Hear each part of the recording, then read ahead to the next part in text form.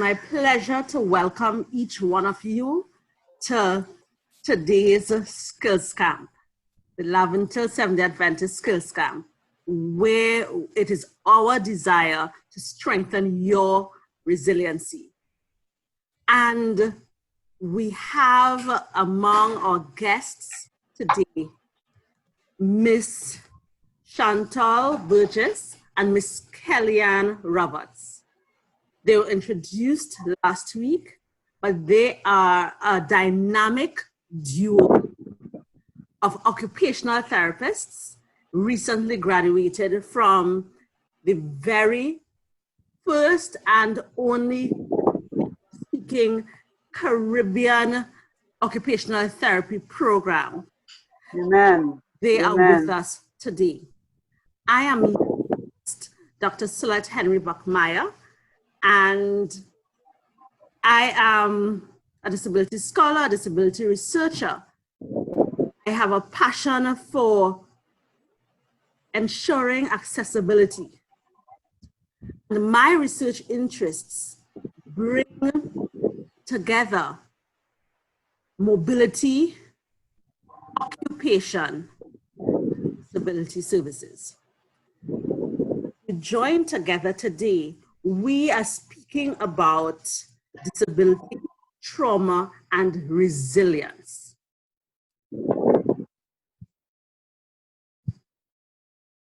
And so at the end of today's session, we will gain insight into the everyday life of a person with disabilities.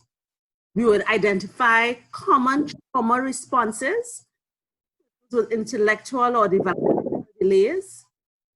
We would seek to uncover triggers to the fight, flight, or freeze responses to trauma, as well as recognize solutions to managing trauma responses.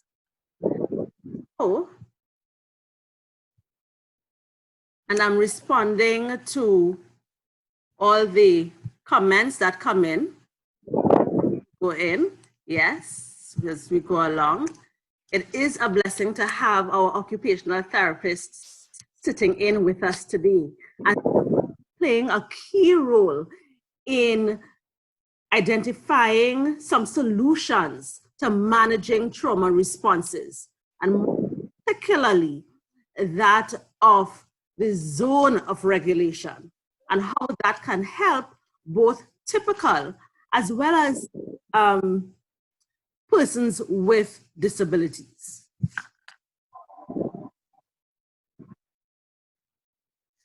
What does disability look like on the streetscape?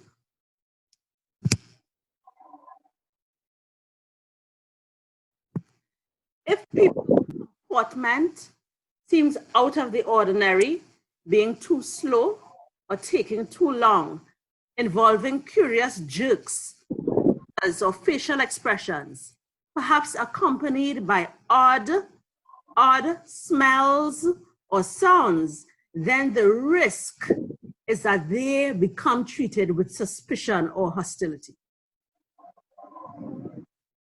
Hansen and Fellow shared that observation in 2007.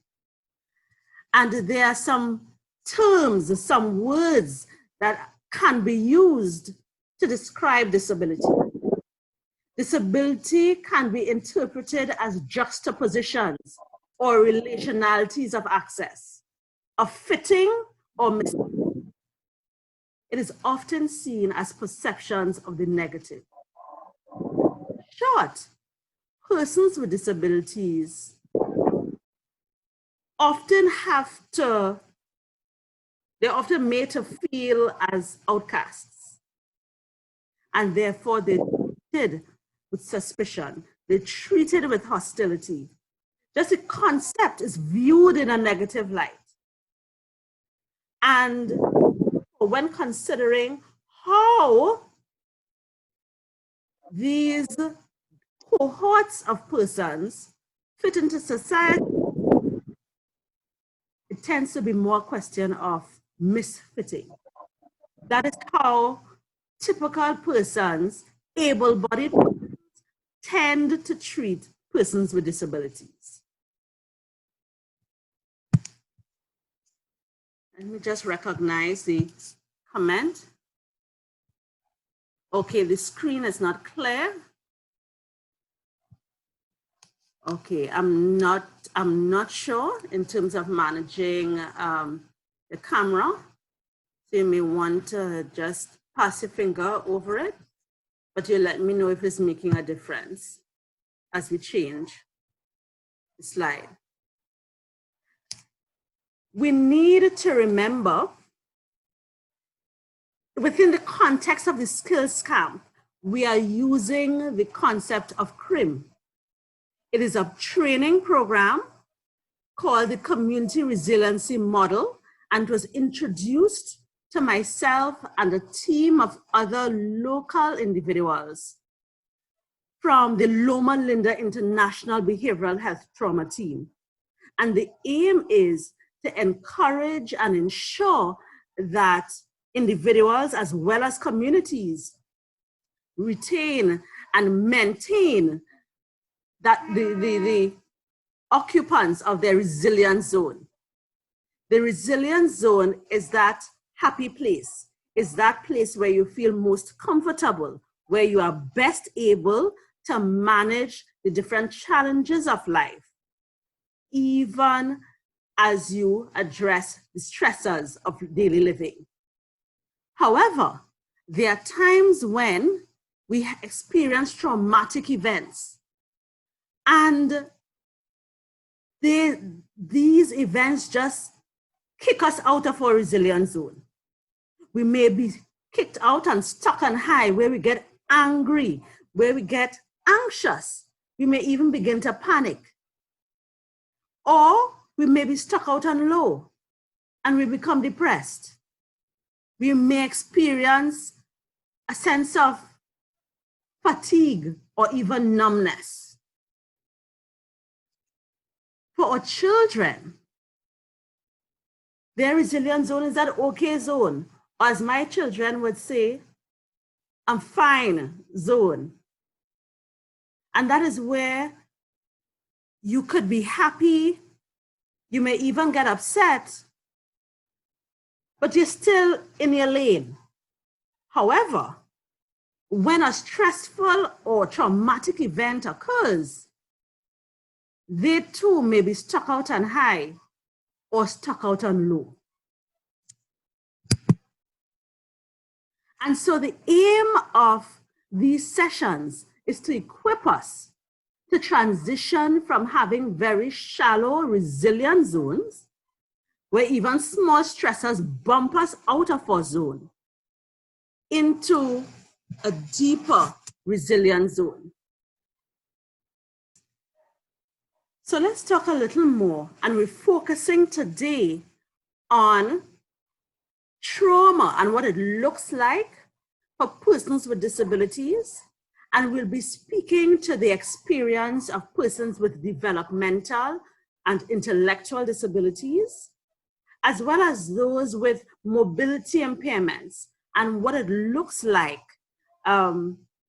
to manage access issues and trauma. Now, trauma can be understood as experiences or situations that are emotionally painful and distressing. It can overwhelm an individual's ability to cope, leaving him or her to feel powerless. And indeed, for many of our children, they experience adverse childhood experiences that in this field, it is referred to as ACEs, which describe traumatic experiences in a person's life occurring before the age of 18. I would like here to introduce, if you will, or encourage involvement from our occupational therapists. Have you, in your practice thus far, had an opportunity, either through your fieldwork experiences or service learning opportunities, encountered persons with disabilities dealing or trying to cope with trauma?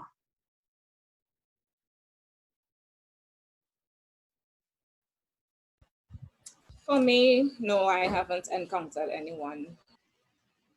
Okay, so I was looking at the fieldwork experience in mental health. Most of the cases would have had issues in their early life, and any mental health issue, or it would have added to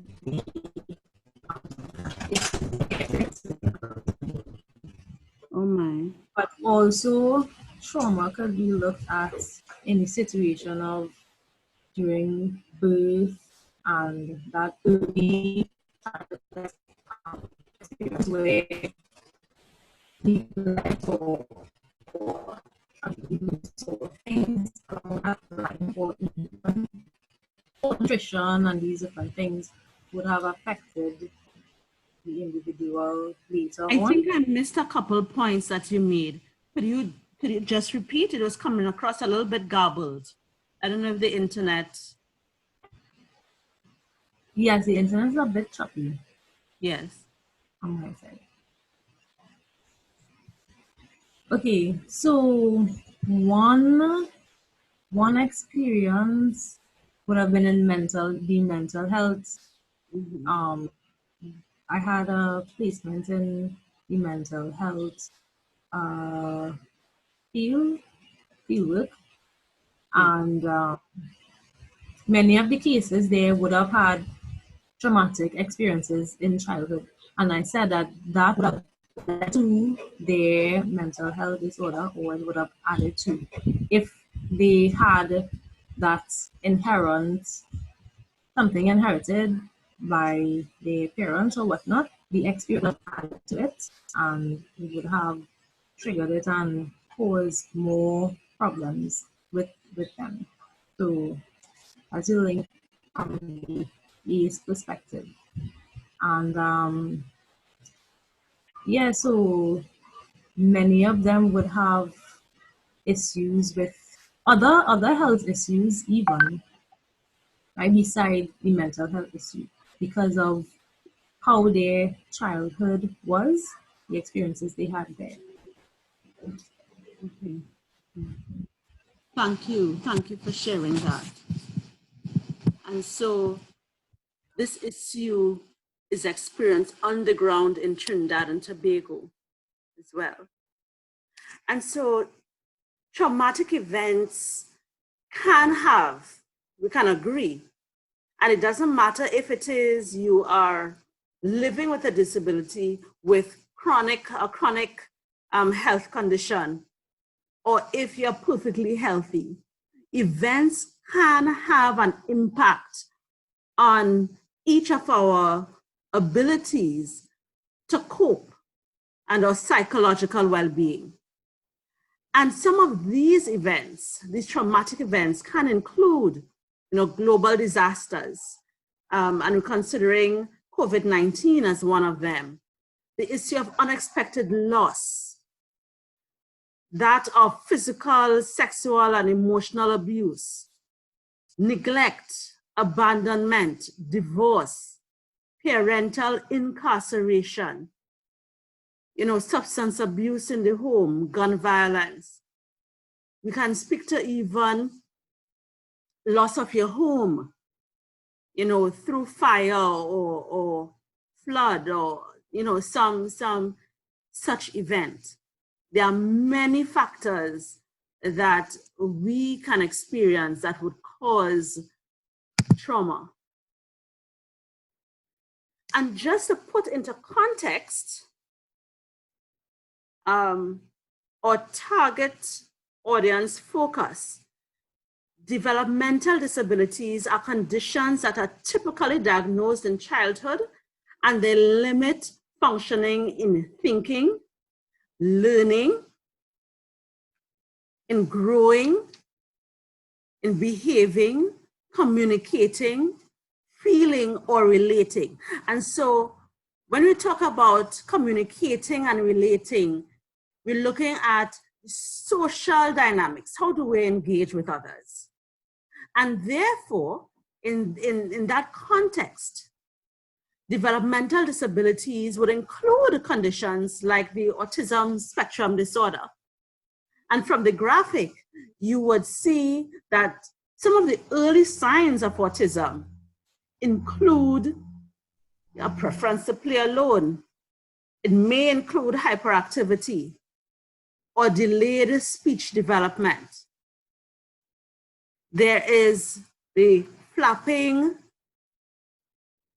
or even what you may call stimming, but it occurs across a range or spectrum where we have high functioning autistics requiring support, but having some difficulty initiating social interactions. There may be inflexibility of behavior, difficulty rather, switching from one activity to the next, you know.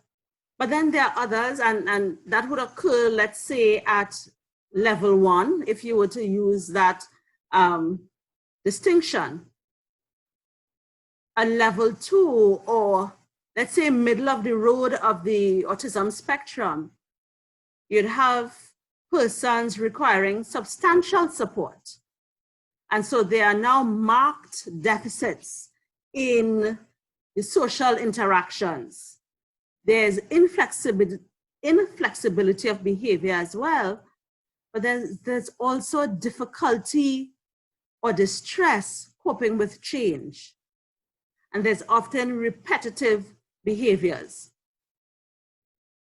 When we go across the spectrum to level 3, where we experience severe autism, this requires very substantial support.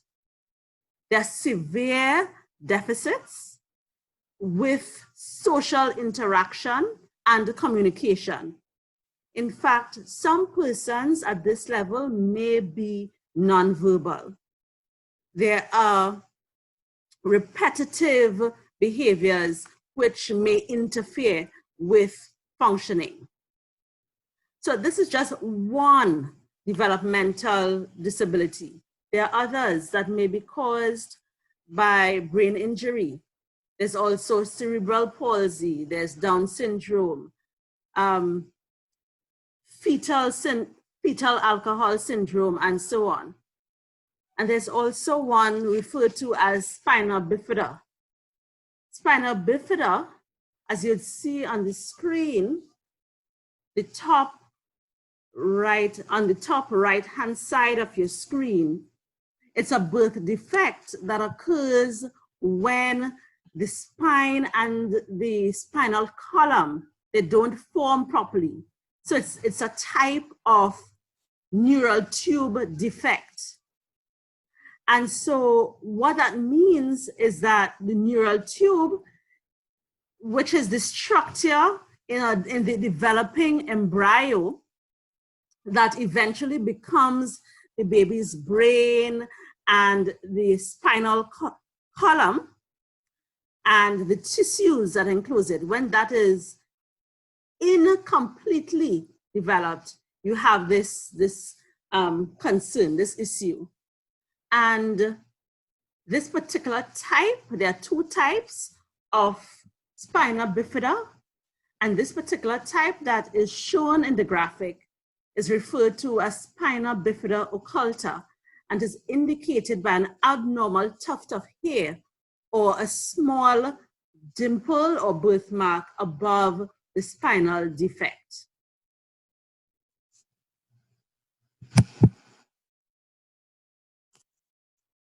For this cohort of persons,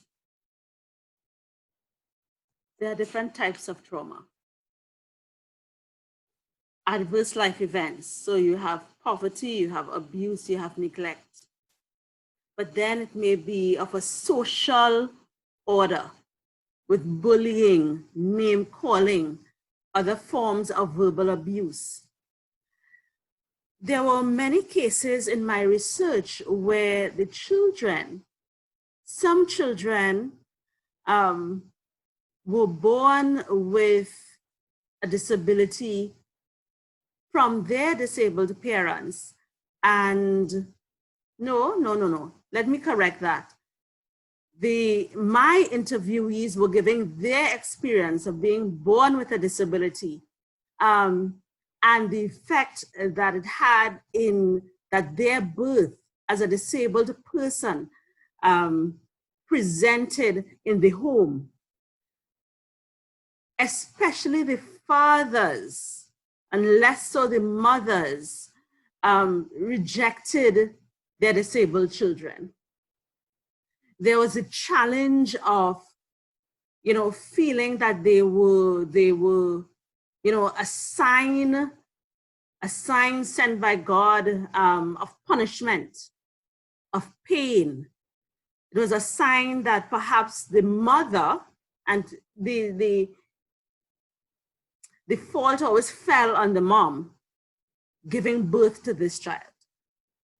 And so you can understand why in the birth and the early childhood and the eventual growth of, in some cases, persons with disabilities, because it doesn't happen across the board, that there would be the social aspects of verbal abuse that form a type of trauma for them.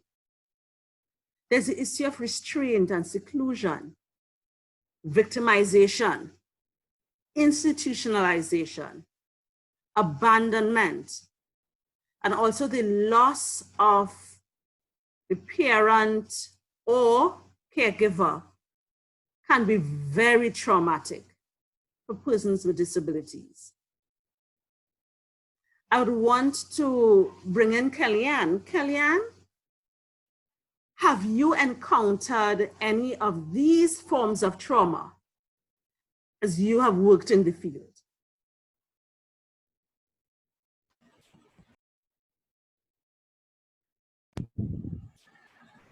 Hi. In terms of neglect and poverty, yes, especially poverty.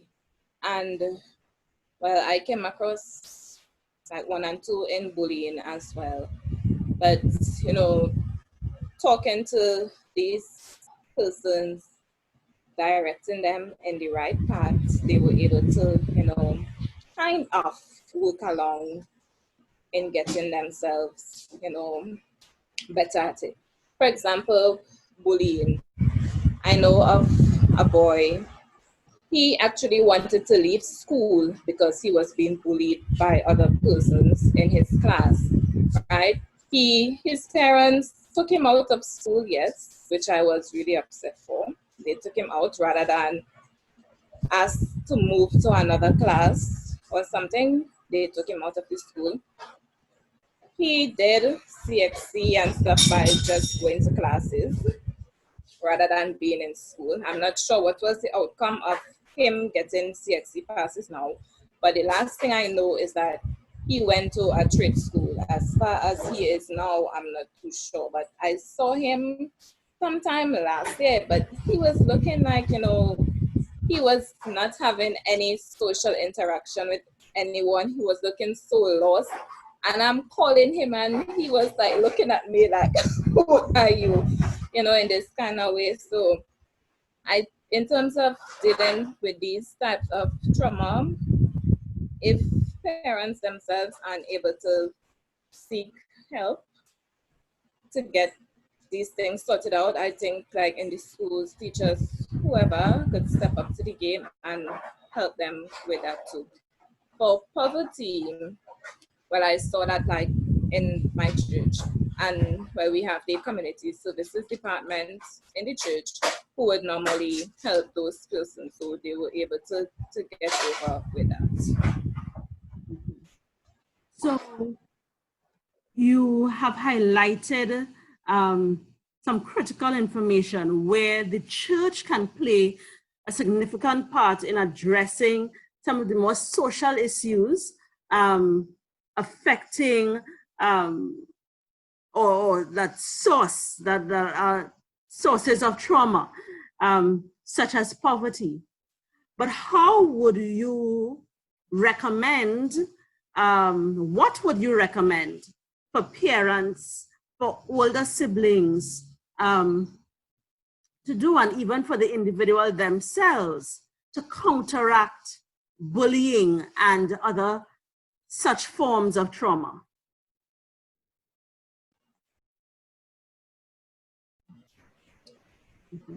Well, for parents, they can reach out. There are persons in society, for instance, like police officers. We have the police youth club. The members of the family can reach out to these persons in the community as well for help, because I know for sure in the police youth club, they have professionals coming in to talk with children about these sorts of things, this bullying. So if it's happening to their child, they shouldn't wait for them to bring the professional. They themselves can reach out and seek help rather than be sheltered and waiting until help come to them. Reach out to seek help for themselves. And Chantal, in terms of equipping the individual themselves, are there special tips that we can use to strengthen their own sense of identity in the midst of bullying?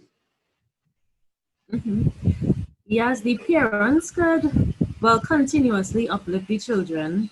And also, again, there are tools out there and supports. There's something called the Big Life Journal, and I really like this because it always talks about empowering the child and ensuring that they understand their worth and how to treat with the world around them. So it's to find the balance, and even if I may say, that the good input that they get overpower the bullying. So eventually, when they get the boost of good reinforcement and empowerment, when they face the bullies, they would have that. So they'll be a little more, well, resilient to what will take place in the bullying situation. Oh my. Yes, the And also you could last words. you could teach the child also what to do in the situation. It's not necessarily fight. You could just tell them what to do in whatever situation. If they need to run away, or if they need to go and talk to somebody else, let them know what they can do in Right. these situations when they do come. If they need to run, if they need to go to somebody, and let them know, let them understand that they have people supporting them. It's okay to speak about it. Don't stay by yourself and hide away and deal with the problem alone. Let them understand what they need to do in the situation and after. And of course, build them up before. Because the bullies have the issues. The bullies, that's why they're doing that. They have issues too. So they just reacting based on the issues they have. So you may not be able to change the bully, but you could change your child and let them be stronger to face the bully. Indeed, indeed. And that's why we're having such sessions like these also, so that we can provide the necessary tips to parents, to caregivers, in terms of how we can support our children as we deal with these forms of trauma. And so we would all appreciate that we would be when facing these types of trauma, we bumped out of our resilience zone. Now, there are cognitive effects, physiological effects, as well as behavioral effects that our friends with disabilities would experience. So in terms of cognitive effects, there are different memory problems that may exist, that may arise, that may include gaps in time or even gaps in personal history. You may experience, or they may experience, difficulties acquiring new skills or processing new information. There may be poor verbal communication skills as a result of deficits in language development and abstract reasoning skills. So the poor verbal communication skills would be worsened because of the trauma. They are bumped out of their resilience zone. Now, there are also physiological effects. Yes, stomach aches and headaches, nightmares or difficulties with sleep. You may get a regression of the milestones. And so there may be greater bedwetting and soiling. And so as very observant, very alert care providers, we want to observe and take notice of what is happening. Additionally, there may be behavioral effects, aggressive externalizing behaviors. So you're acting out, you want to fight more. Acting out in social situations such as screaming or crying excessively, irritable mood, sadness and anxiety. You may even notice verbally abusive behaviors, fearful and becoming fearful and avoidant of people or situations. So from any of you, either of you or visiting OTs, how would you assist a parent or provider when it comes, let's say, to addressing the physiological effects? You may experience the child returning to sucking their finger when they had stopped doing so, you know, a long time ago. How do you, what's the first step if a parent were to come to you and share this concern?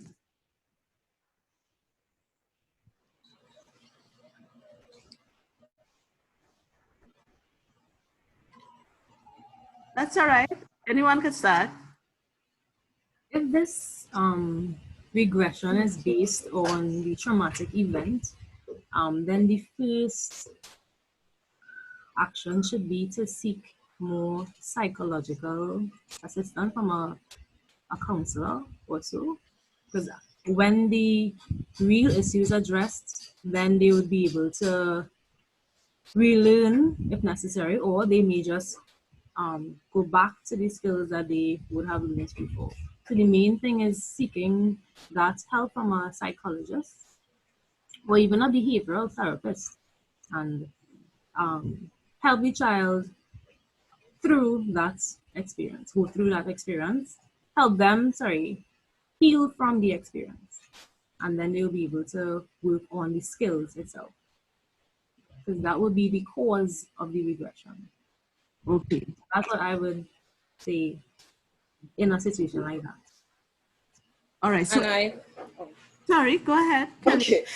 I think too that they could try to find the cause of this new regression, because it might be something new rather than something old that causing this new regression to happen. So try to find the cause of why this is happening before seeking help, to see if they could remedy it, and if they can't, then try to seek help elsewhere. Okay.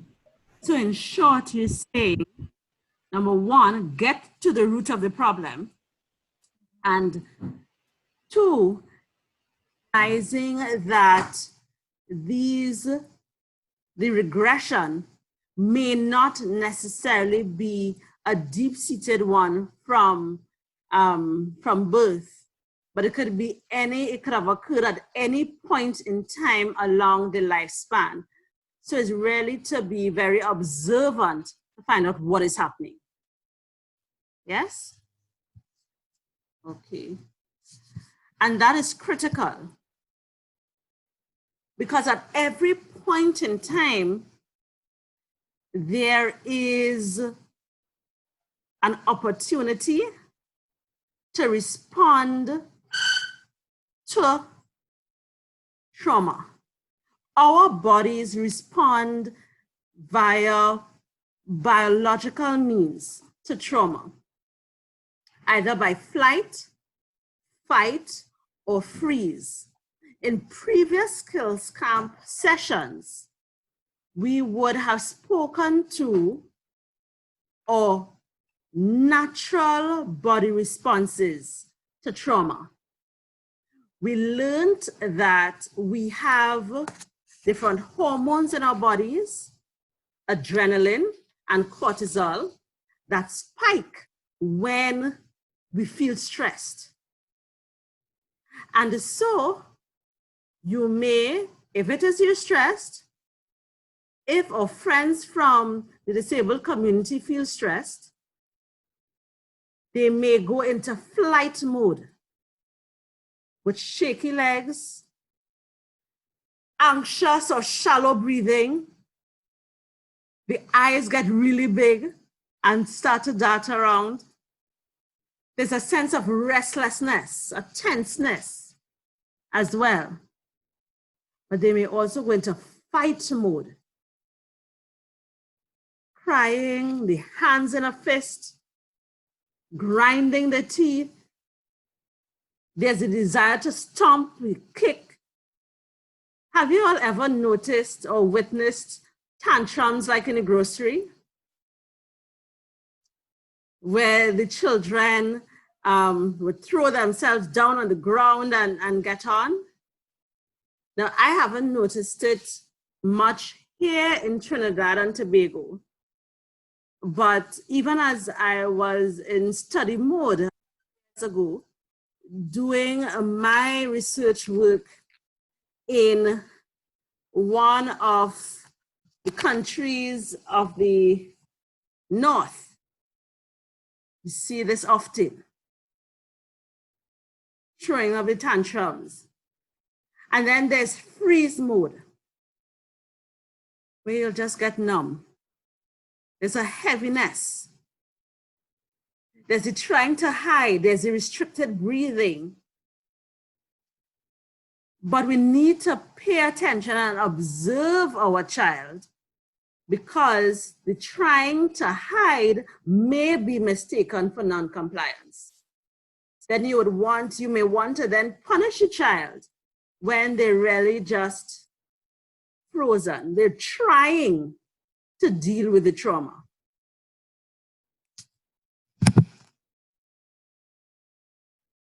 Some of the triggers to these responses, it may be the use of restraints, some teasing that may have continued for a while, the tones of voice that demonstrate judgment or labels, continuous sarcasm or rejection, lack of relationships.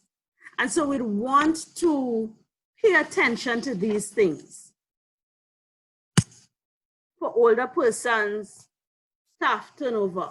So they're now outside of familiar territory with new colleagues in the area, and it creates a sense of discomfort that may be enough to trigger a flight, fight, or freeze response. So even here, let's consider being in the classroom. Chantal and Kellyanne. Can the zones of regulation be applied in this context to help address these problems, to help with self-regulation and self-control, so that these triggers don't have to have such a negative impact on the well-being of the disabled person? What are your thoughts on this?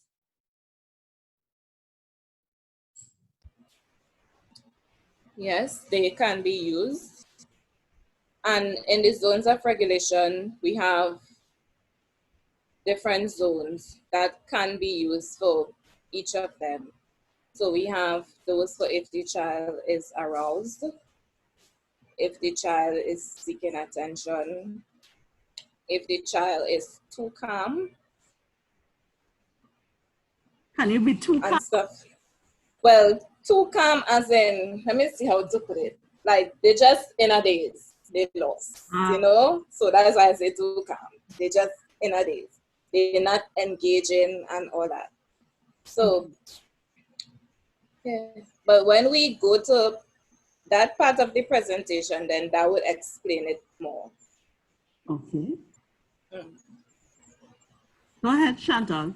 Also, in the program, it will help the child pay attention to what is happening to their body, because the zones of regulation, in connection with self-regulation, that's what it's teaching, is about being aware of yourself in the moment. So it definitely will help with the the triggers to fight, or freeze response. So it will help them know what to do in the situation. So yes, it will be helpful. Okay, wonderful. And so here are some tips that we would want to focus on as we address just managing the triggers, managing those stressors that we spoke about earlier. So the first is resourcing. And resourcing builds internal resiliency and a renewed sense of one's own abilities and capacities. So when we talk about resourcing, we're speaking to identifying the positive sensations and memories which bring a direct experience of well-being that helps to stabilize the nervous system. And if we begin in my top right, where you see the young lady with her hands out, all that are all painted, you know, she's in her happy place. Seeing the paint, there's a tip on the nose, and she's ecstatic. Consider as we move down below in a clockwise manner, the focus is on two friends. One person is sitting in the wheelchair. The other friend is leaning over, you know, their shoulder, and they're both having a good laugh on the playground. As we move around, my boy here is looking like he's shaking a shack and getting into the music. And in the last picture, could be playing a game of tag, but small man got to the tree first, and so he's home safe, right? So as you play, as you get involved in music, as you engage yourself in activities that you enjoy, such as art, it really develops those positive sensations, those pleasant memories that stabilize our nervous system so that you don't resort to the fight, flight, or freeze response. And in fact, as we were learning throughout this series thus far, is that the sensations in the body, as you engage in your resources, are less uncomfortable than neutral or positive. And paying attention to these sensations, the pleasant ones, deepens our resilience zone.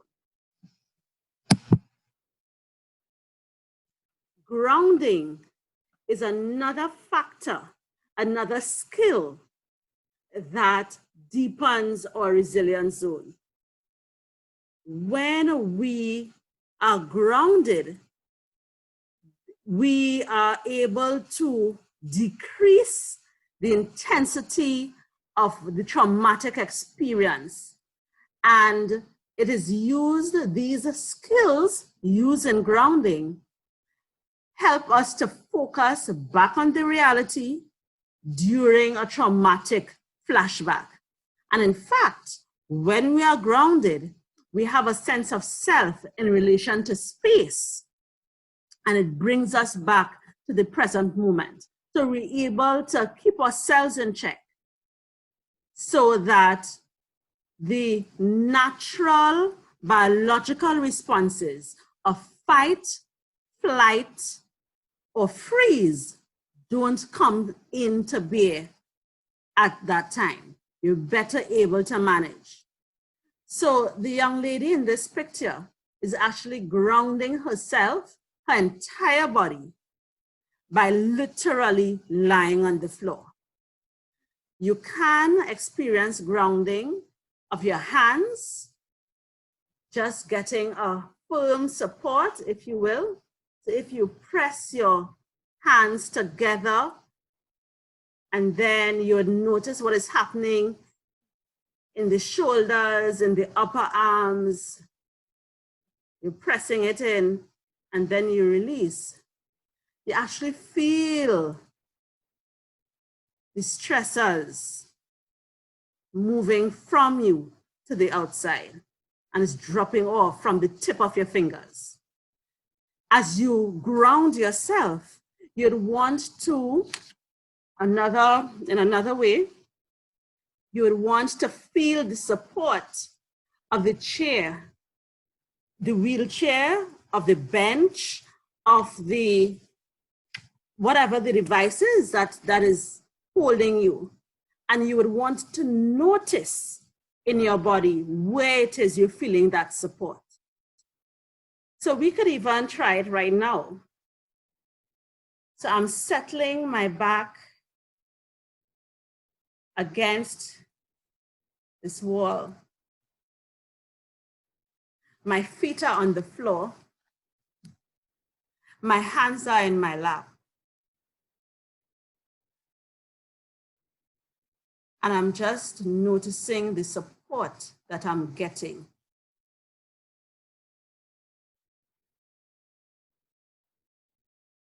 I feel supported all along my spine.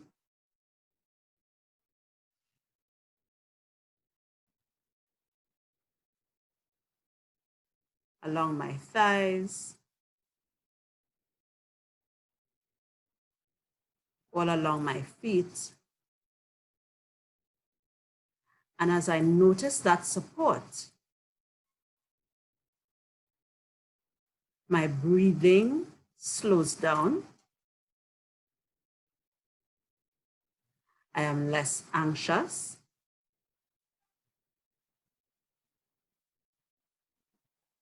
The heart rate has slowed down a bit as well. Now, this is a very short exercise, which can be repeated using different strategies. We could invite children to push against, do a push-up along the wall. You may want the older persons to sit in their chair. You may want them to invite them to hold on to their cane. And as you, or their walker, just hold on to it. And to notice their breathing.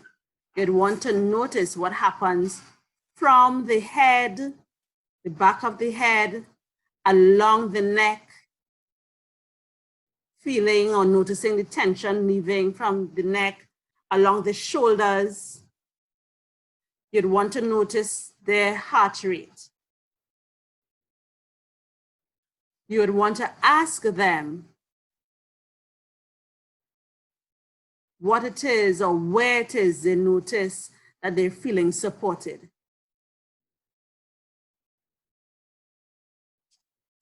And so the aim is, when we practice grounding, to decrease the intensity of the person's traumatic feelings by distracting them using the five senses. For some persons who may experience challenges identifying pleasant emotions, pleasant sensations rather, because of how strong that traumatic experience was, how prolonged it has been. This is an exercise that you will need to do repeatedly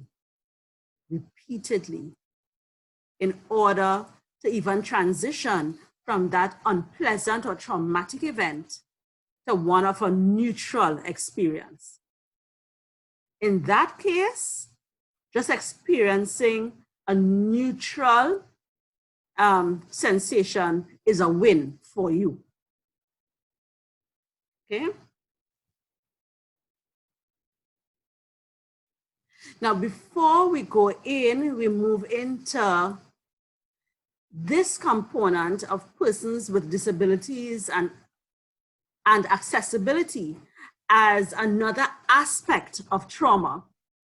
I think now is a great time to transition to the zones of regulation and what that would look like to improve the quality of life of persons with disabilities. So, my OT friends, Ms. Chantal Burgess and Ms. Kellyanne Roberts, I will pause. You're on. Okay, good. So hi, here is our presentation on our introduction to self-regulation techniques for homeschool. And we are coming from Discovery Train, and we take you straight through jumpstarting your emotions. Today we have Chantal Burgess and Kellyanne Roberts, and we are going to present to you at this time. So, as we mentioned before, this will be just an introduction, an overview on the zones to see what strategies we could use to help our children at home at this time. And these strategies would also be useful for typical children without disabilities, right? So we will just go through some terms and concepts, do the overview of the zones regulation, and look at some of the tools that we could have in our toolkit. And we'll talk more about that and show you two resources that you could look at afterward.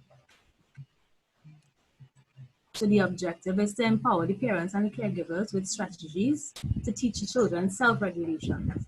Now we looked at some parental goals that may be in the minds of the parents, and some of them might be,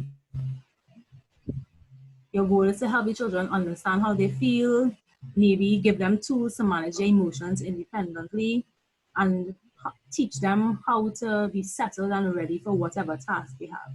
And you may have your goals for your child, and you can see how the activities and zones of regulations would also meet the goals.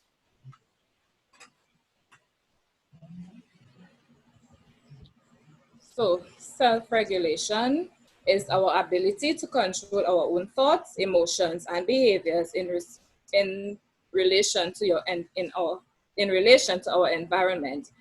It is also part of helping us to resist emotional outbursts when something upsets us.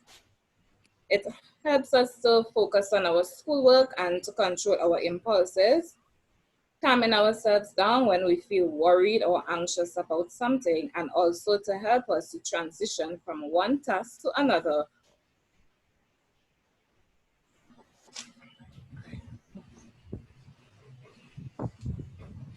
Go ahead, Chantal. Right. So sensory integration. This might be a term that may come up also. And it's basically a theory that was developed by an occupational therapist. And it looks at how the brain receives and processes information. And this would be important for us to be able to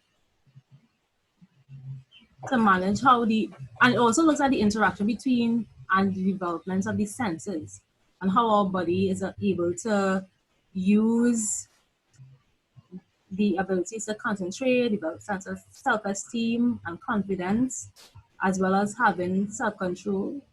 And these will also help with developing academic skills. So basically the interaction between the mind and the body and how it's used to do what we need to do.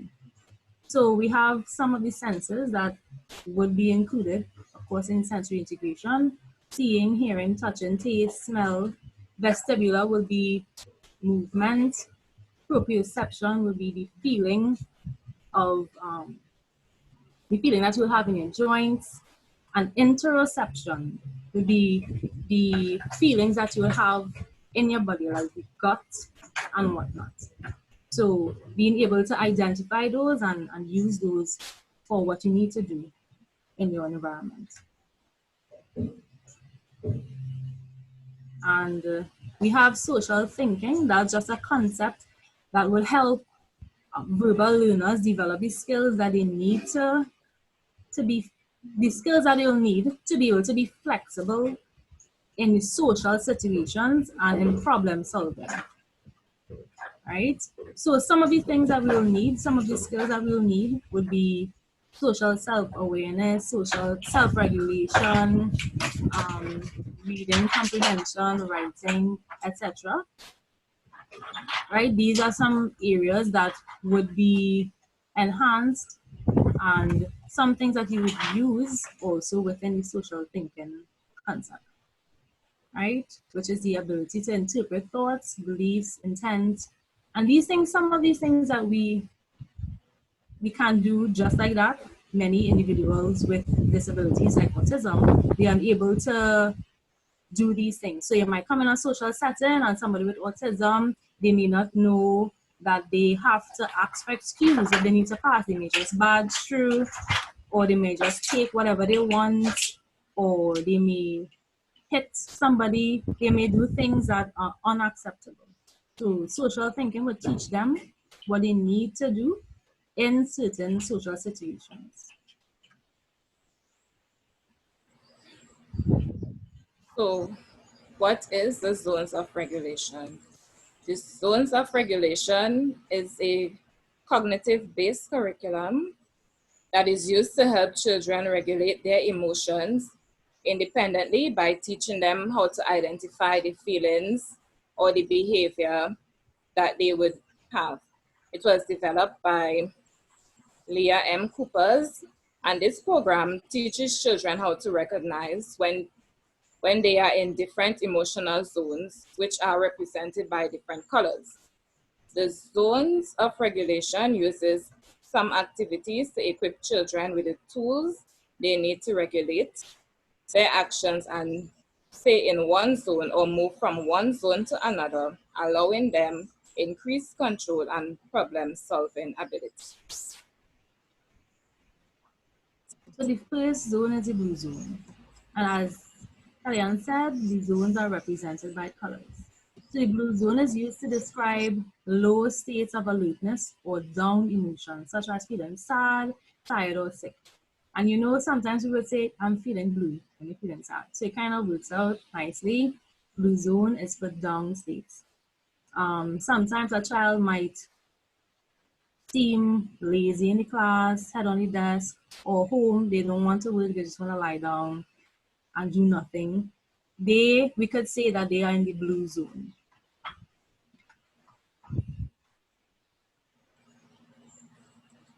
In the green zone, that is used to describe neutral emotions and a calm, organized state of alertness. So the children or persons in this zone, we would say that they are ready to learn, they are happy, calm, they are feeling okay, and they are focused. So this zone, especially in the classroom setting, or even at home, when children are in this zone, I think it's the best way to get them, so we know, yes, they are ready and willing to do things, to do any task that you have set for them. And the yellow zone, it looks at a heightened state of alertness. Even though they're in this state, they are still able to control their emotions in this zone. But this is like a transition zone sort of. So they just come out of the green and they enter the zone, the yellow zone. And the next zone would be the red. And this is like a transition zone. So it's also at this zone, you could also teach the children. This is like a caution zone, sorry, like a caution. It's like you're just about to tip over to out of control. So you need to be cautious at this zone. But one thing we should have said before, all zones are useful, all zones are good. Now, sometimes a good situation where this zone would be like in the yard, playing in the yard. You don't want a child in the blue zone when they're going to play football or something like that. You want them to be excited, or for sports, you want them to be excited. So you want them to be in the yellow zone where they still have some control, right? Okay, and the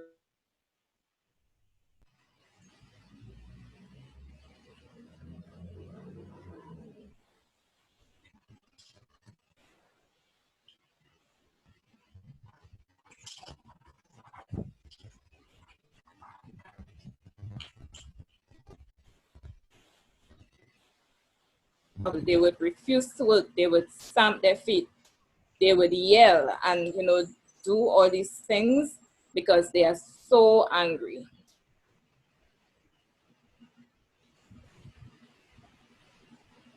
Right. So this basically shows that throughout the day we have different emotions. No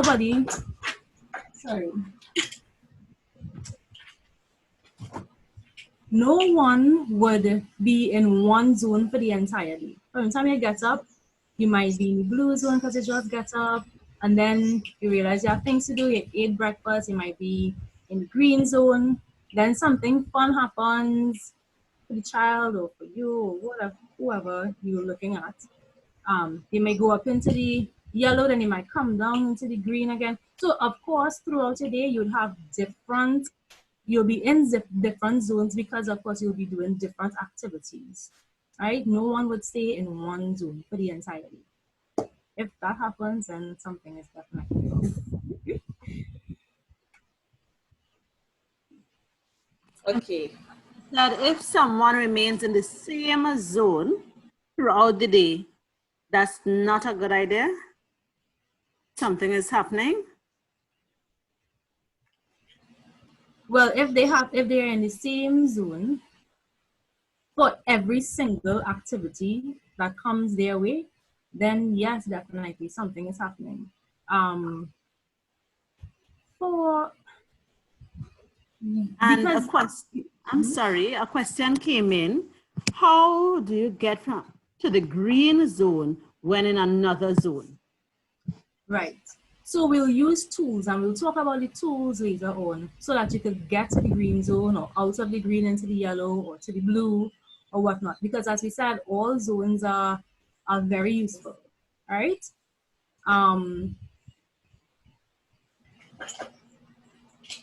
So let's see how we could find our zones, right? How to teach self-regulations at home. First, we have to be clear about rules and expectations. Use visual schedules and reminders. Focus on positive reinforcement.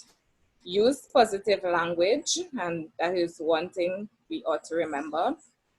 Be consistent with terms and encourage the use of tools.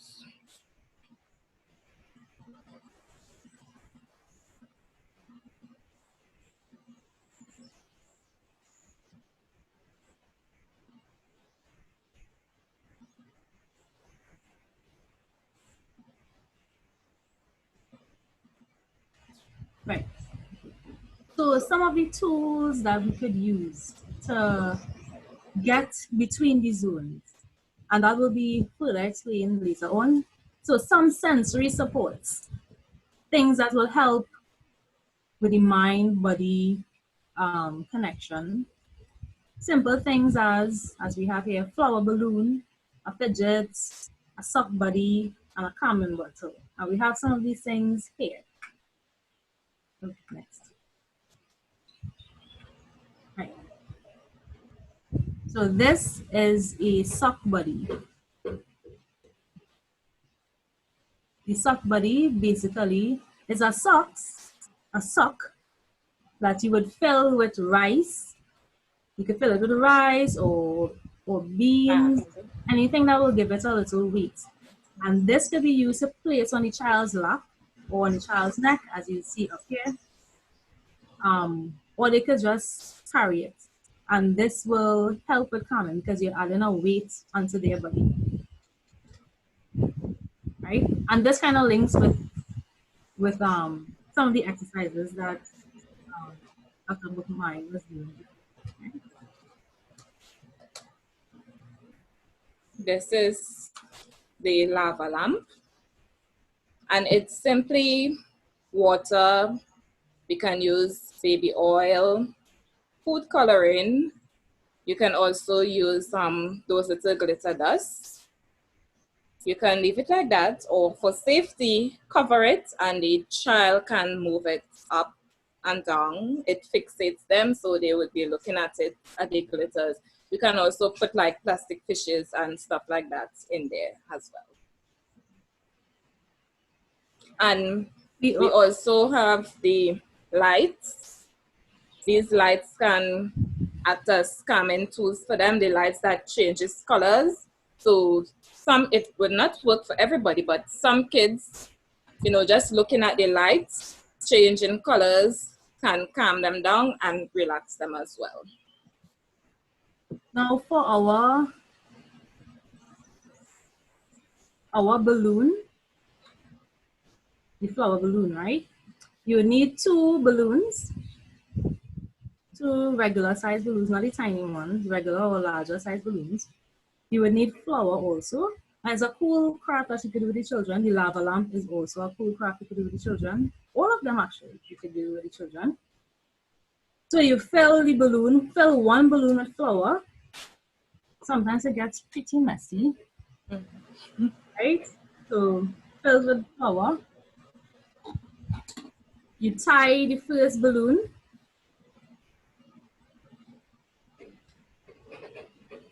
Tie the first balloon.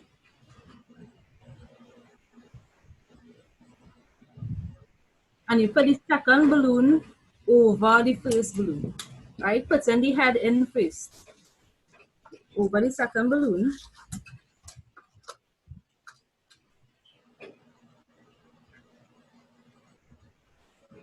Push it in. And then you tie it.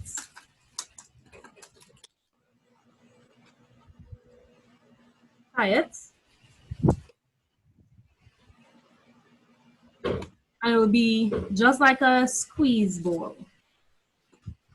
And the child could use this to squeeze and help with calming. It's almost like one of those squeeze balls that you have. It's just like this, and you People. just Right. squeeze it. Like this. Right, so this is your DIY version. So if you're afraid that the flour might spill, or you have the ball at home already, you can just use the ball. Another of the calming strategies, we have deep breathing, similar to the demo that Dr. Buckmeyer did with a girl on the ground.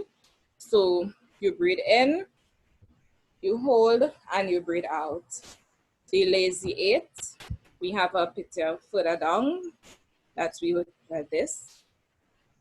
Is the lazy 8, and it has where you start in the center at the star, and you go down. No, you go this way. You breathe in, you come down, you breathe out, right around. You go back again, you breathe in, And you can do that at least 8 times. It's very relaxing. And as parents or teachers, caregivers, you can do it as well with the children so that they do not feel that they are alone doing these exercises. Then we have the 6 sides of breathing, which is we start at the start again. We breathe in, hold, we breathe out, we breathe in, hold, we breathe out, and we can start again. For us, we printed these and we laminated and gave to each child. So you can do the same. They are available online as well. You laminate it and give it to the child. So you laminate. We didn't hear some of the points you made, Kellyanne. That we could do within common strategies would be movement breaks. And this is something that we could use as movement breaks. So while you're teaching the child, you find it a little jittery, they're starting to go into the yellow zone, and you want them to come back into the green because it's not playtime yet. You could give them some animal walks. Now, if you do it too, you'll get a workout because it could be challenging, but they love it. So animal walks, you walk like a bear, you walk like a crab, different animals, and we have many options online. You could just search animal walks for children, find the pictures, and just like Kellyanne said, you could print it and have it there in the space, the learning space, or wherever necessary, easy access for the child, and they could do it on their own eventually when you teach them. You have all the instructions there too. All right, another game that you can play is Simon Says, and this is something that we all know. So let's do one. Simon says, shake your whole body. So let's all shake our whole body, right? So as a parent, caregiver, whoever, you can do that with your children.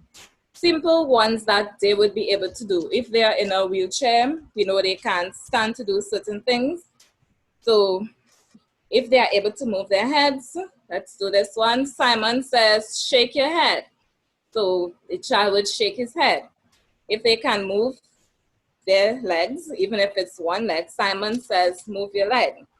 Simon says, let's do this one. Shake your hands.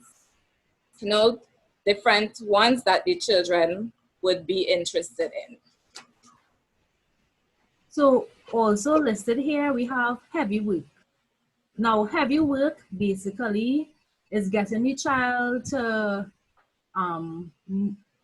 push heavy things or lift things that are heavy, and that will help with the proprioception. They will get the feedback in their body, and it is also calming, right? So one thing that can be used as heavy work would be phone books. Now, we had a lot of phone books all over in city gates, and I was like, oh, they're just taking phone books. So regular phone books, and then you put it in cloth or wrap it with tape firmly and secure it, and they will just carry this. You could tell them, carry this into the other room or carry it for somebody so that they will feel like, you know, they're accomplishing a task also. Or bring, you could give it a name, bring the whatever to me or something like that. So they get a movement break. Also, this could be used to let them place their feet on if their legs are dangling on the chair. So it has a lot of functions. So if you do see phone books, you save them and use them.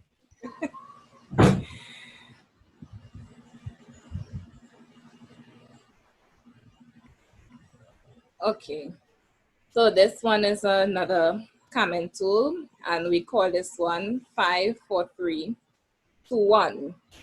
So this is something that we all can do together, and Chantal, you would help me with this one, please. So first, the both of us would do it together, and then the others would join, okay? So first we would You have to squeeze your hands together 5 squeeze your times. hands. 1, 1, 2, 2, 3, 4, 4, 5. 5. Then Next thing, we close your eye and rub your head 5 times. by your temple area. 1, 2, 2, 3, 3, 4, 4, 5. 5. Then you rub your legs 5 times. But you have to press One, press that you can feel the input. 1, 2, 3, 4, 5. Right, and then you can join in now. So we would do 4, 3, 2, 1. So the other one we would do it 4 times, then 3 times, 2 times, then once. Understood? Good. So let's go. So let's squeeze our hands 4 times. 1, 2, 3, 4. Now we are going to rub by our temple area 4 times. 1, 2, 3, 4. Rub our thighs 4 times. 1, 2, 3, 4. Then how many times we're going to do next? 3 times. 3 times. Let's go. 3 squeezes first. 1, 2, 3. 3 temple rubs. 1, 2, 3. 3 leg rubs. 1, 2, 3. Then we are going to do 2 times. Right, let's go. 1, 2. Rubs now. 1, 2. Thigh rubs. 1, 2. Then how many times? 1. 1. Good listening. Good. So let's go. 1 temple rub. 1 thigh rub. Right. Well done.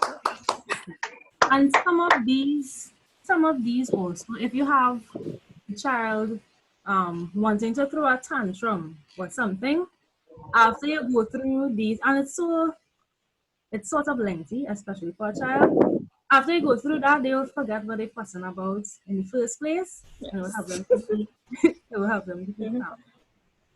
Excellent. We also have thinking strategies that we could use, and this is linked closely with the social thinking that we mentioned before.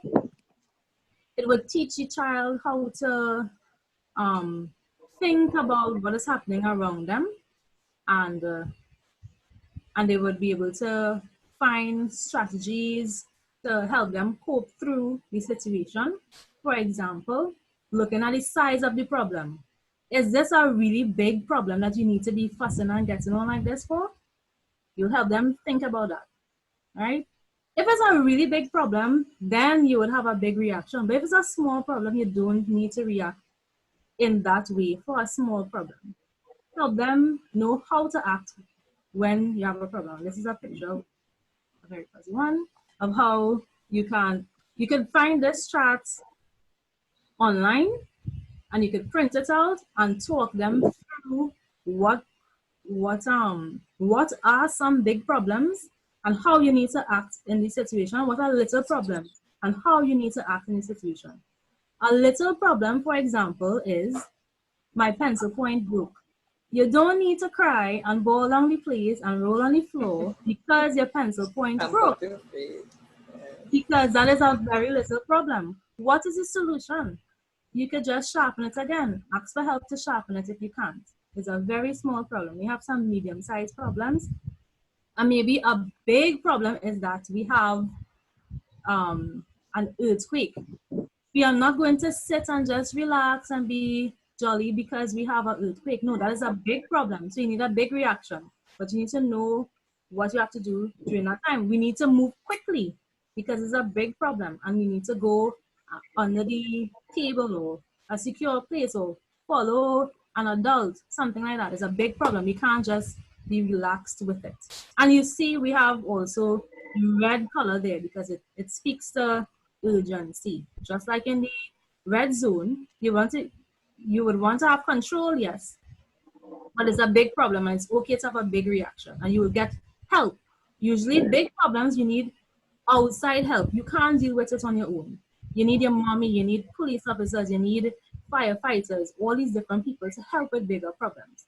Medium-sized problems, you might have less people helping, but you might also need help for that. You may not be able to do it on your own. But tiny problems and small problems, you could probably deal with it on your own, right? And you don't need to have a big reaction because you could find the solution on your own. So this is how you could talk through the children for some of these things, and you could find that online. The size of the problem. The next one is inner coach. Now, we would have, on cartoons, they have the villain and the coach on the shoulder of the person, right? So the inner coach would be the angel or the good person on the shoulder, right? Telling you what to do, telling you how to act, right?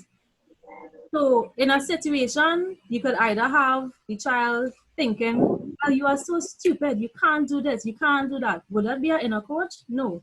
The coach motivates you. So the inner coach would say, you could try again next time, or you could try harder, maybe try a different way, or you could do it, you did it before, So these are the motivational phrases that you will have told the child. The inner coach can't just come out of the blue. You would have to teach the child and say these things to the child. So in a problem, they would know that they could go to the inner coach to help them through it. They wouldn't give up. It would help them to continue. Right? So these are some of the thinking strategies, just to help the child think through the problem. And I think this is a really nice one because many times, especially in the Caribbean, you're just doing everything you are told. You're not thinking through things on your own as a child. A lot of times we can afford children for that. So in that way, so it's nice to teach the children how to think on their own and act. So this is just an overview of the zones and some tools that you could use for that particular zone. So right? for the blue zone, we mentioned already about the deep breathing. The child may need a hug. So you give them a hug, encourage them to give themselves a hug, encourage them to talk to their teacher or to talk to someone they trust. They can also go to a corner, go to their favorite place, relax and take a break. That would also help them to get out of the blue zone. So in the green zone, you are ready to work. You're focused and you're looking. You have happy thoughts and you're ready to listen. Right? So green zone is the zone that we want all children to be in all the time, except when they want to. Well, of course, we know you need different zones for different times, but this is like the ideal zones for teachers and Good. For the yellow zone, the child is in the yellow zone because somebody did them something in class. Somebody slapped them or took away their snack.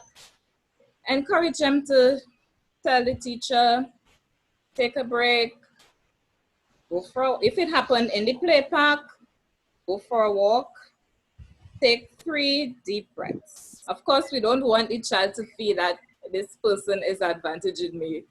I should just go for a walk and chill myself and take that. So regardless of what, always encourage them to let an adult know exactly what happened to them, why they are feeling in that particular zone.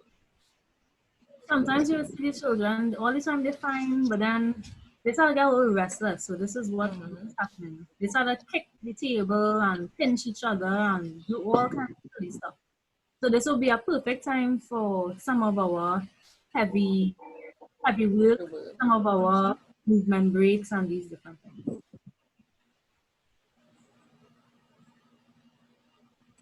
And this is the red zone where they are just about getting out of control. And in this zone, the parents or the teacher, they're calm, would also help. So first, the parent needs to be calm and help the child come out of the zone. You're not gonna come and be you in the red zone too and trying to get the child out of the red zone. That's not gonna work. So you have to be Wow. calm so that they could also Yeah. be calm. Emotion contagion. So emotions are contagious, as we tell the children. So you come calm and help them use their tools. Remind them that they have tools. Okay, let's do some counting. You want to tell me what is happening? Let's do some breathing first, and then you're gonna tell me what's happening. Let them be calm and get back into a zone where they could actually speak and share how they feel. And one thing to remember, try not to address the child's problem if you are angry, because you being angry can cause you to do silly things to hurt the child as well.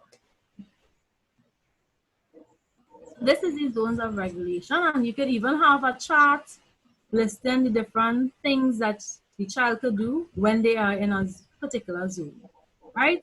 So so they will know if they go to the chart and they see the picture, even if they can't, well, yeah, they see the picture of how they feel. Maybe I could do one of these things. Maybe I could use one of these tools. You could even have a box with the fidgets, the this, the that, the pictures of different exercises that they could do. All of them could be in a box, and you have the chart right over the box. So the child could just go to it, use it, and regulate themselves and be back and ready to participate. It's important to also teach the child how to use the tools and why they're using the tools. It's not just play.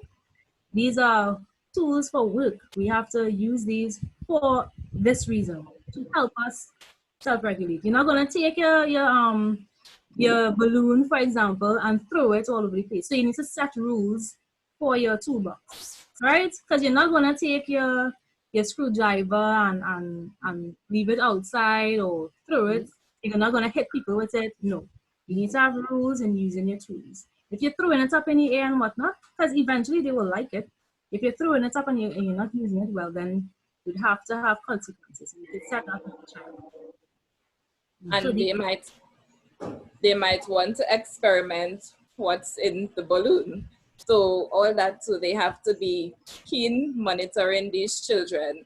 Because I remember we went to a school where we did these activities. And the children, they took this stuff, they carried them home, they did all kind of things, and nobody didn't know when they went missing until we found out that they went missing. So these tools are to be monitored with care.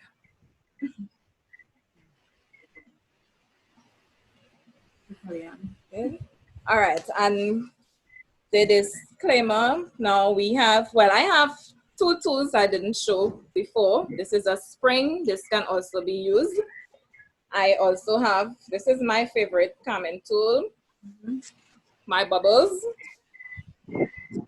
When I'm sometimes in my red zone, I like to do bubbles, right? So we all have tools that we can use at home. Choose your tools as well as parents. It's not just for kids. As parents, you can choose your tools, a tool that you are fine with. You can go with different tools, but I'm settled with my bubbles. I always have these. Anything you are comfortable with, you can use it to move you from that zone to the satisfied zone, which is the green zone. Right. So we have just a few resources that you could use. And you notice everything is just more or less basic things that you use around your house or things that you could print from online. You don't have to spend a lot of money.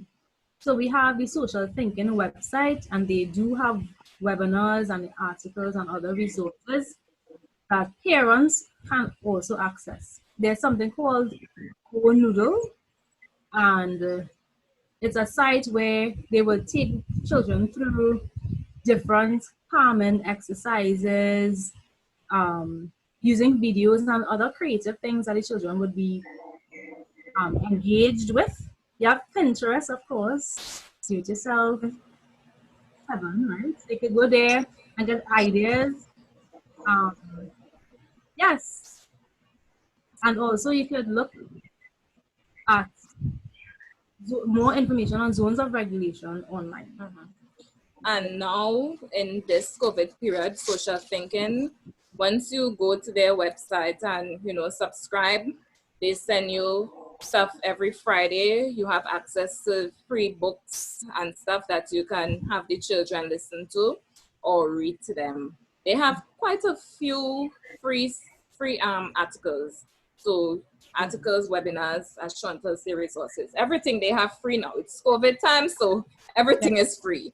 Right? And these tools that we mentioned in the school situation, as parents, we want to encourage you to find out from the teacher, the principal, whoever is in charge of your child or ward in that school, find out if the child is allowed to bring any one of the tools in school that they can use as fidgets, if they are being, real disruptive in the class, always poking at somebody, always seeking attention. And as parents, you demonstrate to the child they already know what to do with it. Allow the teacher to learn how to use it. Set boundaries, of course, and allow the child to, use these tools in the classroom so that they would not be disruptive and interfering with any other child in the school. So these are the resources. Awesome. One thing I mentioned before, but it's not included in the resources, I'll say it again, is My Big Life Journal. And that is really, really powerful in empowering children. They would have pictures that you could print. They would have activities, free activities that you could do. And they also send free activities every Friday. You could print and do. I should have brought one upstairs to see. You can also pay and get other activities downloaded. So My Big Life Journal to help with the empowering of children so they could use their inner coach and whatnot. So these are the resources. This is Zones of Regulations, and thank you for your attention. This is just Any awesome. So, are there any particular tools that you think are better suited, if you will, for adults as opposed to children? And I'm asking that in the context of the effectiveness of the tool, especially for someone who may get upset quickly, like a parent. And so learning how to use that tool and maybe needing to use it more intensely, if you will, to then into their resilience zone to then deal with the child. So what would you recommend in terms of tools for adults, particularly in that context? I missed the question. I got cut off. Could you repeat it again, please? No. So the question was asked, especially for an adult who would have developed particular characteristics over time. So, and as they say, when the plant is young, it's easy to break and bend. But once it gets a little older, it's a little harder. So to manage intense emotions in the adult, are there particular techniques and tools that you would recommend as opposed to others for the adult? I think it would be what they are satisfied with from what we showed, and they can also go to the social media and look at different tools. They might be able to make something that they are satisfied with. So like my demonstration with the bubble, I had like different tools that I myself as an adult tried already, and it's either I get tired of them too quickly or I just didn't like them. So I don't know if it's because I like water, why I'm settled with the bubbles, but they. Oh boy. The internet is doing its thing. But Chantal, what are your thoughts? I think for adults and dealing with children with outbursts, maybe a ready tool could be breathing because you don't need anything in your hands. You already have your breath coming in and out. So you could just regulate your breathing to keep you calm. But in practicing it over and over and over, it will become an automatic response when you realize, okay, my heart's starting to race, I'm starting to sweat, I'm starting to get worked up, my breathing starting to get too rapid. You go to your tool, okay, let me do my figure eight, or let me just do the calming one where I rub my legs and breathe, or even walking away. Walk away from the situation once it's not going to be harmful for the child. If the child is there kicking up and fussing, nothing is, they are not in danger. Just walk away for a bit, take a deep breath, and then come back. So I think breathing could be a useful and quick and easy tool that an adult could use. Fantastic. Fantastic. So from breathing, walking away, going to your happy place, identifying the different resources that you have as an adult to settle your mind, you know, as people say, to deepen your breathing, you may want to do some grounding as well. An excellent principle is, you know, the rubbing the thighs, doing the Or hand. even yes, you don't want to say it as positive reinforcement for a bad behavior or anything. But if you have an idea what the child is getting upset about or worked up about and can't control themselves, Yes. just even hugging them, squeezing them, you will also feel calm and ease. And then you pull them aside and talk to them and say, your behavior, this is what is acceptable behavior and what isn't. Right. We know how to act when this happens and go back to all the things that you would have spoken about before. To walk the child through the situation and see where they were wrong and how they could be better. So even hugging the child at that time might be helpful for you too. Because Excellent. sometimes some children, they might be fussy because they're tired. You know they're tired, they're just waking up because they're tired. You can just hold them. Hold them, hug and rock them. I'll help you, that'll help the child. Awesome. So let's see if there are any other questions in the chat.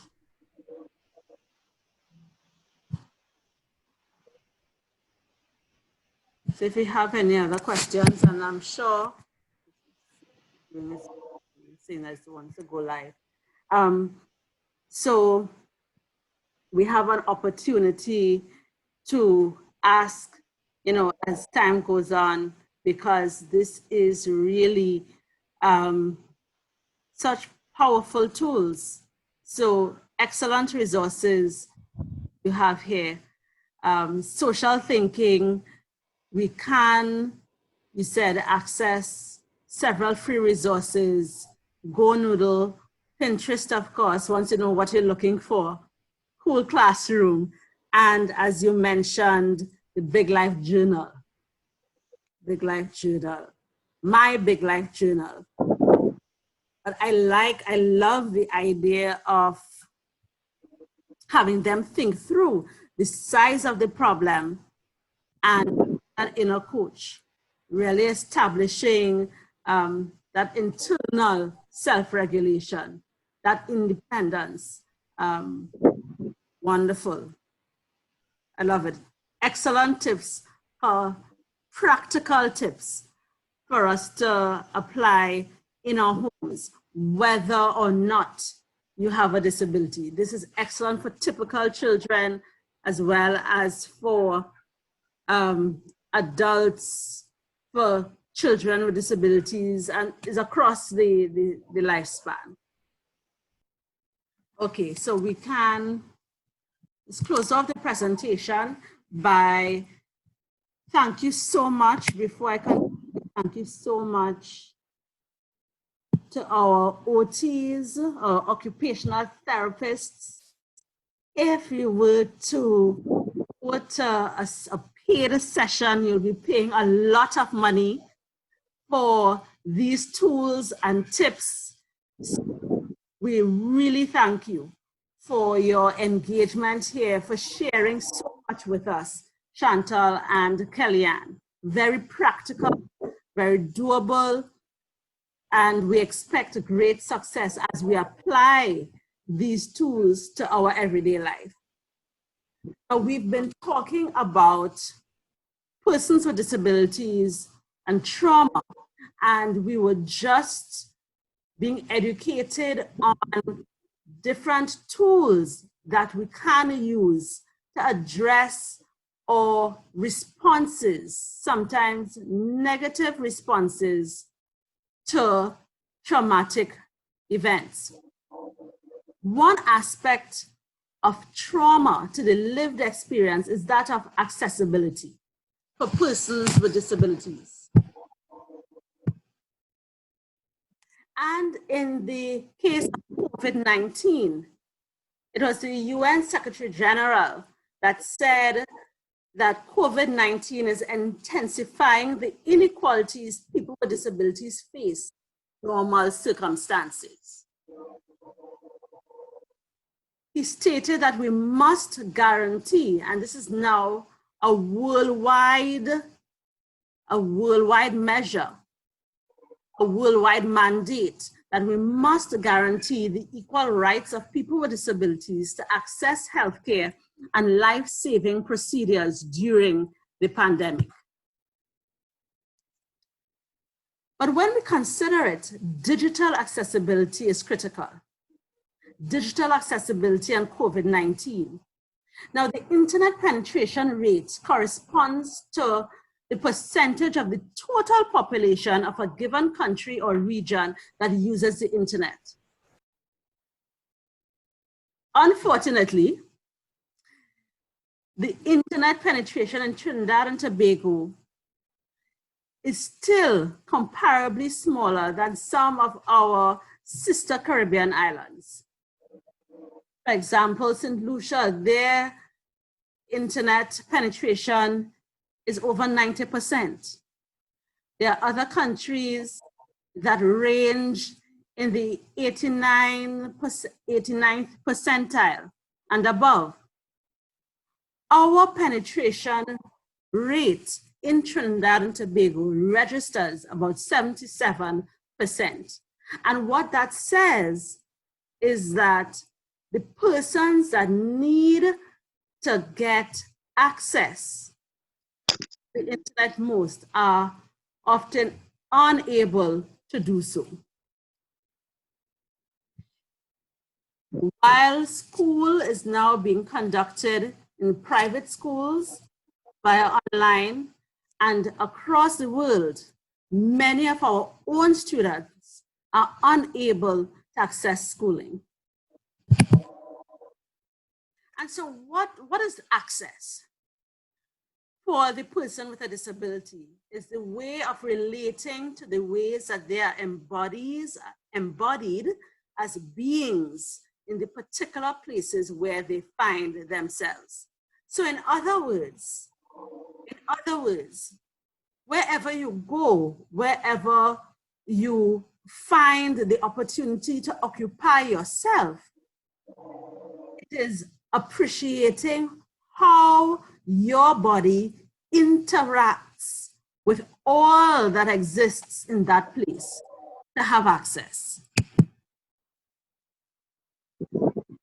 In one example, and this is pre-COVID-19, this was a typical experience of someone using a wheelchair user in terms of access. And they shared. They have a washroom, but the pipes. There's a group of young people from the church right there in the bathroom area. I asked them for a bucket to pee, and they just stood and watched me. Not one of the young people helped me or stayed with me. I jammed the wheelchair against the door. I ended up peeing on the floor. The doorway was narrow and the toilet inaccessible. And this was one of the comments that came out in a face-to-face interview with one of my research participants in 2017, giving their experience about what access looks like on a regular basis. So could you imagine when access is further constrained, as in this COVID-19 period, what their experiences would be? Not having engagement of other persons, not having spaces that would allow them to fully to be used rather by someone, by a wheelchair user or someone with a mobility impairment. Now, furthermore, when we speak about COVID-19 and access, we're also speaking more particularly about the inability of websites and other media to provide people with disabilities access to online essential goods, services, and information. Now, in defining digital accessibility, this refers to the ability of the website, the mobile application, or electronic document to be easily navigated and understood by all users of varied abilities, including those who have visual, auditory, motor, or cognitive disabilities. Sadly, most websites and other digital assets were not created with accessibility in mind, and therefore blocks disabled users. So not only does this reduce organizations' customer base, but it really leaves the organization vulnerable to both reputation and legal risk. We need to recognize this cohort of persons with disabilities as a viable customer base in Trinidad and Tobago. And therefore, we need to consider, even under normal circumstances, as the example was given prior, that persons with disabilities are less likely to access meaningful education, healthcare, and income opportunities or participate in the community. This is exacerbated for those in humanitarian and fragile contexts.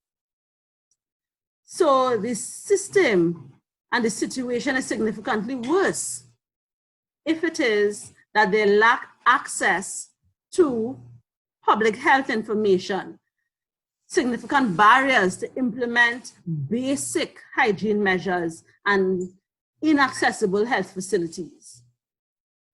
And in fact, the share of COVID-19 related deaths in care homes, where older persons with disabilities are overrepresented, ranged from place to place, country to country, from 19% to an astonishing 72%, which is an extremely high rate of COVID-19 related deaths, all because they're living with a disability. It is important, especially in the context of a traumatic response, such as COVID-19. We identified global issues would affect trauma responses, that people with disabilities, particularly women and girls, face a greater risk of domestic violence, and that has surged during this pandemic. So what is important? What is critical at this time? It is important that the information that is going out to prevent infection. And even as we begin, not we as individuals, but as governments begin to reopen the borders and reopen business, that these reopening procedures must be available in accessible formats, using sign language, using video captioning, in very easy to read versions. It's critical too that confinement measures should be adapted to the needs of specific groups to ensure their well-being.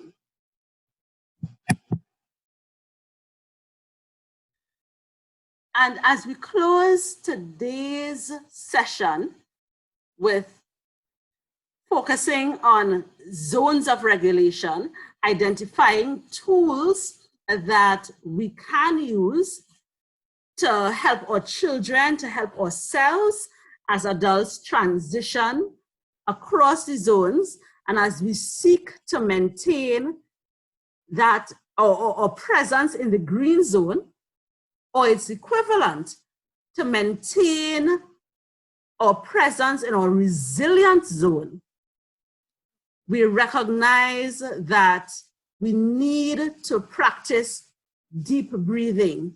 We need to ensure that we go to a happy place. We have our resources within our toolkit to use. We would also recognize the need for grounding. And as we practice these different skills, as we practice the use of the tools, the big journal, my big journal, big life journal, that's it.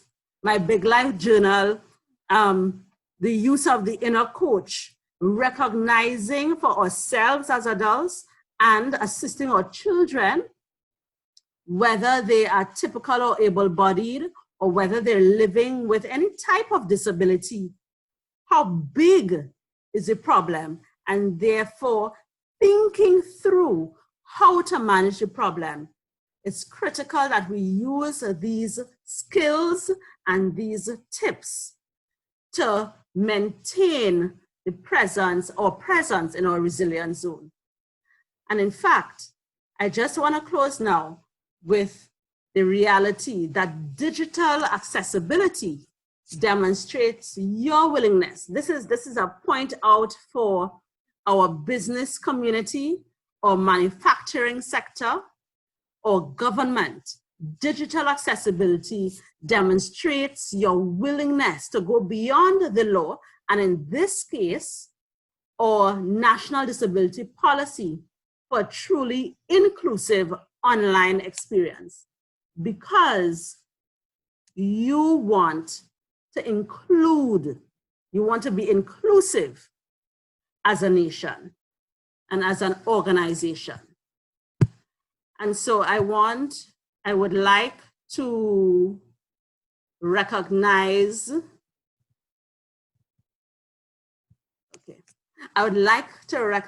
yes, again, the Big Life Journal, Tools for the Growth Mindset.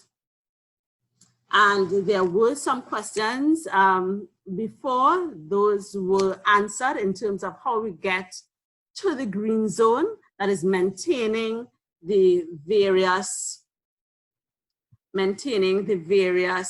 applying the various tools, rather. Okay, so are there any additional questions that we would want to ask at this time? Or we can I invite you to make your closing remarks. Yes. What I would just say is that even though we have all these tools and we have all the information, we may still make a mistake and go back to what we used to do, because this is how we've been cultured, this is how we were grown, unless your parents or whoever raised you would have some of these strategies in the first place. So it will take some time adjusting and just be persistent with it and encourage this whole mindset shift from Yes. the way we do things to applying. God expects us to train up the children, train the children in the way it should go, and when he's old, he shall not depart from it. These are also things that we need to do with children in terms of how they respond to the world around them, how they respond to be good stewards and use their skills and abilities for good and respond to people in a peaceful way. All these things are going to happen automatically. We have to learn and practice them. So be encouraged as you apply the strategies. Wonderful. Thank you. Okay, children live what they learn. Yes. And as adults, we ought to be good examples to our children, whether they are typical or atypical, meaning faced with disabilities or not. Because even if they have disabilities, they have sense, so they know exactly what is happening. They know exactly everything around them. When mommy isn't pleased about something, when miss isn't pleased about something. And as I said before, please don't yell at the children. You know, you're angry, quiet yourself, calm yourself, and then come to the children, right? I mean, as Chantal gave her biblical aspect of it, I don't want to go back and mention it, but I indulged that as well. And I mean, God expects children to be examples for us as adults, vice versa, we adults as examples to the children. So we have to live what we learn. Awesome. Awesome. As we close, we'd like to thank you again, both Kellyanne and Chantal, for being with us at the Laventille Skills Camp.